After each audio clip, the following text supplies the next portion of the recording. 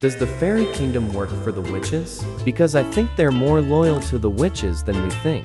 In fact, there's some bits and pieces of interesting lore scattered around their introduction, and we can even find out a small piece of sad lore with the fairy cookies. Let's check it out, shall we? Starting with this intimidating cookie. His name is Fairy King Cookie, and as you've guessed it, he's the ruler of the fairy kingdom. Here's a summary of his description. The Fairy King Cookie existed the moment the world did. He made it his mission to delay the release of an ancient evil that lives dormant in beast yeast. His will and power are contained in the silver white seal tree. His will and power is what made the tree grow into this big tree in the present, which just shows how dedicated and powerful he is. Here's a bit more info on the seal tree. It's the center of the kingdom and plays a huge role in sealing the ancient evil. It's protected by Fairy King, and it seems like it's fueled by the will of other fairy cookies too. It also mentions that a long time ago, when the tree suffered a large wound, a cookie used vine magic which made the stem heal.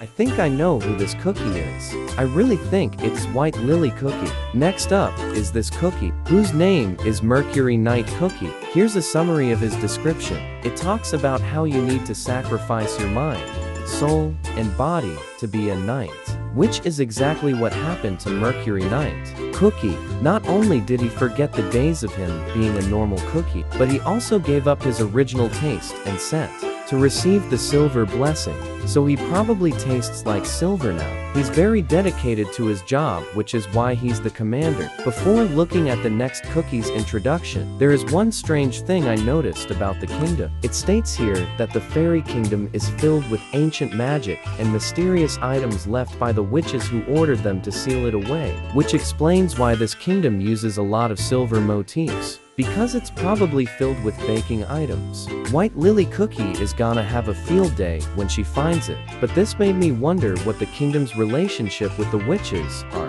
Are they also blind cult worshippers like the Saint Pastry Order? I hope they reveal it to us in the next chapter. We also have one more fairy cookie, who is called either Silver Drop or Silver Bell Cookie. While I originally thought they were a guy at first, it turns out she is actually a girl. Here is her description summary. She may look gentle, but she has a great heart and loves her kingdom filled with secret silver, which makes working as a knight easy. Going back to my point earlier, the mysterious items are probably trays, forks, whisks, and other silver baking stuff.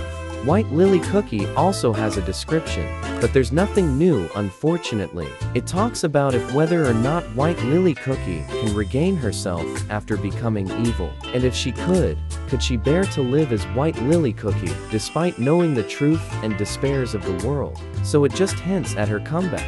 That's all, folks. Until next time.